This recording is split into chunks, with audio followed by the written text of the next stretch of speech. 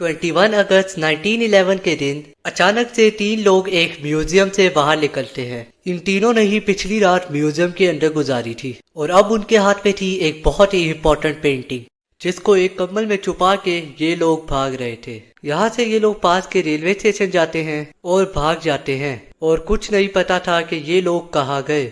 पूरी दुनिया इस बात से अनजान थी कि इन्होंने एक पेंटिंग की चोरी की है, वो भी कोई छोटी मोटी पेंटिंग नहीं बल्कि दुनिया की सबसे फेमस पेंटिंग। और ये पेंटिंग थी मोनालिसा की। एक एस्टीमेट के मुताबिक आज के दिन इस पेंटिंग की वैल्यू $1 बिलियन है।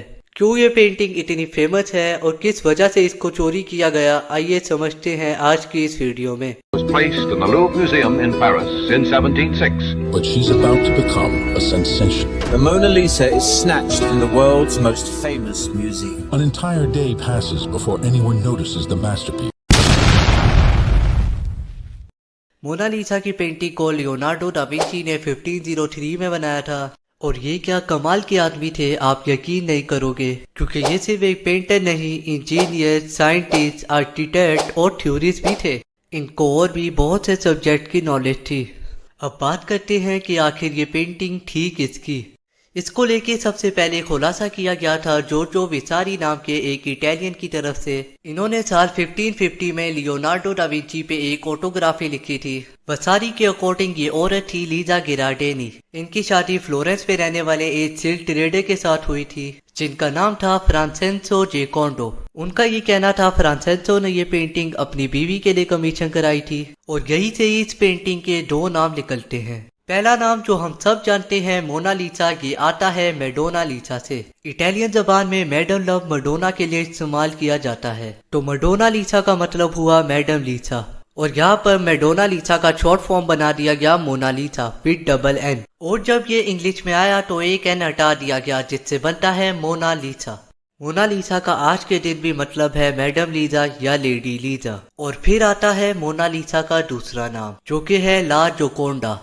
अपनी शादी के बाद लीजा गिरार्डेनी बन गई थी लीजा जोकोंडो। इटालियन जबान में जियोकोंडो का मतलब लाइट हार्टेड या चीयरफुल भी होता है और आज के दिन मोनालिसा अपनी स्माइल की वजह से भी काफी फेमस है और यही से ही इसका नाम आ गया ला जोकोंडो। फ्रेंच में जेकोंडो लव को जे से करके लिखा जाता है। यही वजह है कभी आप पेरिस में लूवर म्यूजियम में जाके मोनालिसा की पेंटिंग देखेंगे तो वहाँ पे ला जोकोंडो ही लिखा होगा। साल 1550 में खुलासा होने के बावजूद लोग इस बात से इनकार कर रहे थे कि ये पेंटिंग मोनालिसा की है। कई थ्योरीज सामने आने लगी कि असल में ये औरत कोई और है। कुछ लोगों का ये मानना था ये लियोनार्डो दा विंची की मदर है।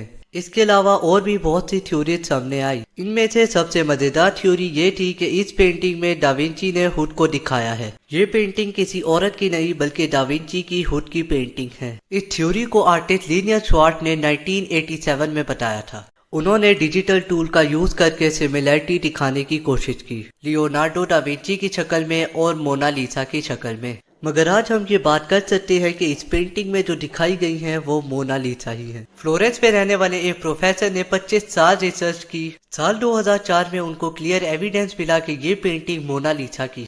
इन्होंने ये भी बताया लियोनार्डो दा विंची की फैमिली का बहुत क्लोज रिश्ता था फ्रांसेस्को जेकोंडो की फैमिली के साथ में इन्हें इस बात का भी रिकॉर्ड मिला कि मोनालिसा की शादी 5 मार्च 1495 में हुई थी जब वो 16 साल की थी। इन्होंने ये भी पाया लियोनार्डो दा विंची के फादर और मोनालिसा के फादर एक दूसरे को बहुत अच्छे से जानते थे। ये भी पॉसिबल है कि इस पेंटिंग को कमीशन कराने का काम मोनालिसा के हस्बैंड ने नहीं बल्कि लियोनार्डो दा विंची के फादर ने किया हो। जब मोनालिसा की इस पेंटिंग को बनाया गया था तब उनकी एज 24 थी और इस पेंटिंग को बनाने के पीछे 2 रीजन बताए जाते हैं। पहला 1503 में जहाँ पर फ्रांसेस्को और लीजा ने खुद का घर खरीदा। दूसरा 1502 में जब उनका दूसरा बेटा पैदा हुआ। दूसरा रीजन ज्यादा प्रोबेबल लगता है क्योंकि इससे 3 साल पहले उन्होंने अपना बच्चा खोया था। इस पेंटिंग को आप गौर से देखोगे तो आपको पता चलेगा लीजा के बालों में एक पर्दा चढ़ा हुआ है। इसको मॉर्निंग वेल भी कहा जाता है। ये पर्दा तब चढ़ाया जाता है जब फैमिली में किसी की डेथ हो जाए। यहाँ पर एक और सवाल भी आता है कि अगर मोनालिसा इटालियन थी और लियोनार्डो भी इटालियन थे तो आज ये पेंटिंग फ्रांस में क्या कर रही है। इसको लेके बात ये है 1560 में फ्रांस के लीडर लियोनार्डो दा विंची को इन्वाइट करते हैं कि वो फ्रांस आ जाए और इसीलिए लियोनार्डो दा विंची इटली से फ्रांस चले जाते हैं और अपने साथ मोनालिसा की पेंटिंग भी लेके जाते हैं। ایسا کہا جاتا ہے ڈاوینچی نے ابھی تک اس پینٹنگ کو کمپلیٹ نہیں کیا تھا اور وہ ابھی بھی اس پینٹنگ پہ کام کر رہے تھے، اور اسی بیچ 2 مارچ 1519 میں ان کی ڈیتھ ہو جاتی ہے اور یہ پینٹنگ فرانس کے لیڈر اپنے پاس رکھ لیتے ہیں۔ اس کے بعد جب فرینچ ریولوشن ہوتی ہے تو وہاں سے اس پینٹنگ کو نکال کے لوور میوزیم میں رکھ دیا جاتا ہے، اور اسی ریزن کی وجہ سے مونا لیسا کو چرایا جاتا ہے 1911 میں، جس کی بات میں نے ویڈیو کے شروع میں کی تھی۔ اس چوری کے ماسٹر مائنڈ تھے وینسینزو پیروبیا۔ انہوں نے 2 لوگوں کے ساتھ مل کے یہ چوری کی تھی،